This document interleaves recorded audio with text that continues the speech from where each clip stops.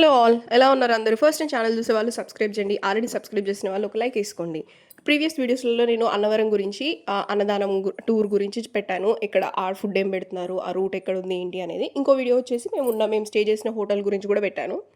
Prices ఏంటి, మనం ఎలా బుక్ చేసుకోవాలి ఏంటని ఇన్ డీటెయిల్గా లేటెస్ట్ అప్డేట్స్ 2025లో మార్పులు ఏం జరిగాయి ఏంటి అనేది పెట్టాను. ఇప్పుడు రీసెంట్గా విజిట్ చేసే వాళ్ళకి ఈ ఇన్ఫర్మేషన్ అంతా యూస్ఫుల్ అవుతుందనేసి నేను రికార్డ్ చేసి నా ఛానల్లో అప్లోడ్ చేయడం జరిగింది. కావాలనుకున్న వాళ్ళు వెళ్ళి చెక్అవుట్ చేయండి వీడియోస్. అయితే ఇక్కడికి వచ్చే వరకు ఫ్రైడే నైట్ అయిపోయింది. ఇంకా నైట్ రాగానే మేము నైట్ 7:30, 8 అయిపోతుంది. ఇంకా ఫుడ్ ఆకలేసింది. ఫుడ్ ఏదైనా తినడానికని వెళ్దాం అనుకున్నాము.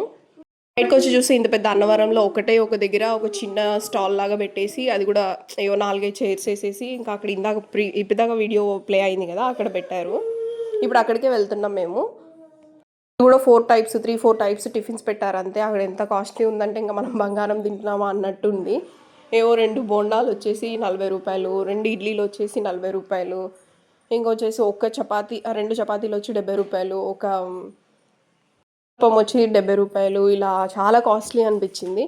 సర్లే ఇక్కడ కాకపోతే ఇంకో దగ్గర మనకు దొరకదా ఏంటి టిఫిన్ అన్నట్టు మేము వేరే దగ్గరికి కూడా వెళ్ళాము. ఇంకా అసలు ఆ పెద్ద అన్నవరం మొత్తంలో ఎక్కడా దొరకలేదు మాకు టిఫిన్స్. అక్కడ మాత్రమే ఉన్నాయి.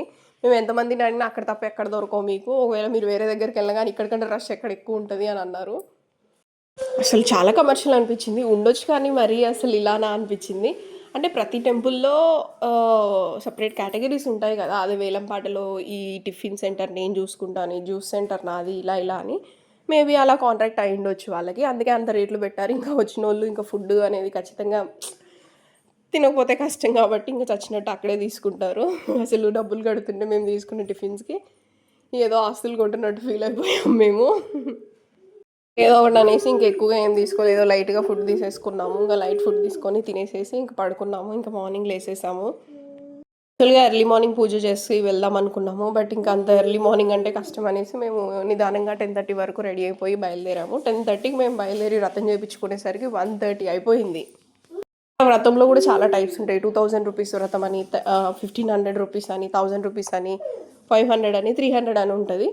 మేము ఏ వ్రతం చేయించుకున్నామో కమెంట్ చేయండి మీకు ఒకవేళ ఏమైనా అర్థమవుతుంది. ఈ వీడియో చూసి ఆల్రెడీ ఆ వ్రతం చేసుకున్న వాళ్ళకైతే ఇది ఏ టైప్ ఆఫ్ పూజ అనేది మీకు అర్థమవుతుంది. డబ్బులు ఎంత పెడుతున్నామని కాదు కానీ వ్రతం మనము 2000 పెట్టి చేయించుకున్నా, 10,000 పెట్టి చేసుకున్నా, 300 పెట్టి చేయించుకున్నా కానీ ఒకటే వ్రతం. మంత్రాలు అవన్నీ కూడా ఎంత భక్తిగా పూజ చేసుకుంటున్నాం అనేది చాలా ముఖ్యము. ఇంకా వ్రతం అయితే స్టార్ట్ అయిపోయింది. ఇంకా పందులు అన్ని నాకు తెలిసి దాదాపు 50 జంటలు, 100 జంటలు అనుకుంటానండి, 70-80 దాకా ఉన్నారు.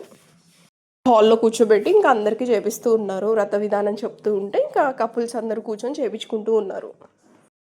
ఇప్పుడైతే వ్రతం టికెట్స్ గురించి చెప్పాను కదా, వ్రత సామాన్లు కూడా వాళ్ళే అమ్ముతారు అనమాట. అది 300 ఉంటుంది ఒక్కొక్క సంచి వచ్చేసి. ఇంకా అది కూడా మనం కొనుక్కోవాల్సిందే కంపల్సరీగా.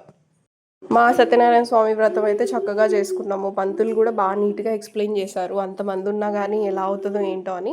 యాక్చువల్గా మేము first time 3 years back Annavaram వచ్చినప్పుడు ఏంటంటే మేము అప్పుడు 1500 2000 రూపీస్ టికెట్ తీసుకున్నాము. అప్పుడు ఏంటంటే ఒక కపుల్కి ఒక పంతులు చెప్పిస్తారు.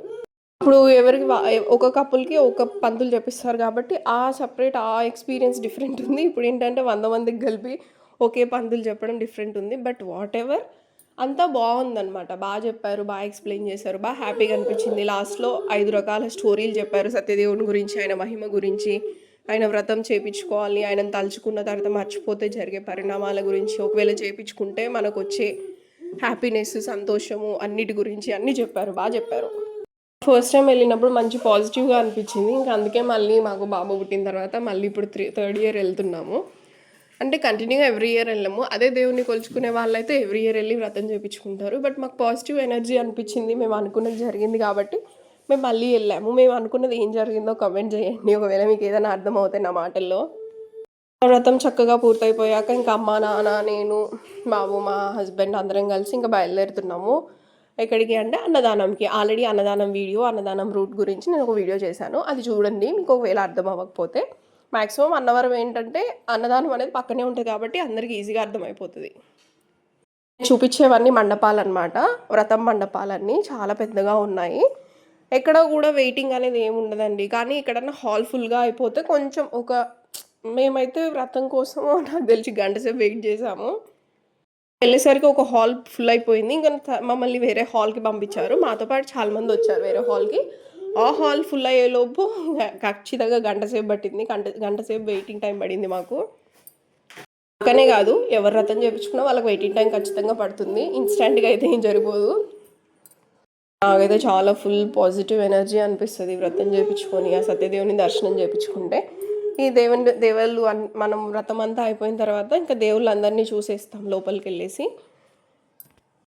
ప్రతి టెంపుల్‌లో లాగా ఇక్కడికి కూడా మొబైల్ ఫోన్స్ అయితే అలౌడ్ ఉండదు లోపలికి. మామూలుగా అయితే మేము వ్రతం చేపించుకునే దగ్గర అయితే మొబైల్ ఫోన్ అలౌడే ఉంది.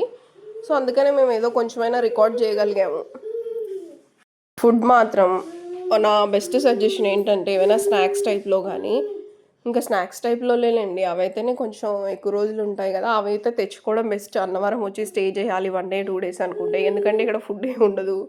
ఇక్కడ కొనుక్కోవాలంటే ఇంక మన ఆస్తులు అమ్మాల్సిందే. అట్లా అనిపిస్తది మనసుకి. మనం రెగ్యులర్‌గా బయట తినేదానికి, ఈడున్నదానికి అసలు చాలా తేడా ఉంటుంది. మనకు కొనాలని కూడా అనిపివ్వదు. ఇంక తప్పక పరిస్థితుల్లో ఇంక కొనాల్సింది. ఇంక తినకపోతే నీరసం వచ్చేస్తదేమో అన్నట్టు అనిపిస్తది. అన్నదానం అయితే మార్నింగ్ 12కి స్టార్ట్ అవుతుంది. 12 టు ఈవినింగ్ 3 వరకు ఉంటుందండి. 3 అంటే కొన్నిసార్లు ముందే అయిపోతుంది. కొన్నిసార్లు ఫుడ్ ఉందనుకోండి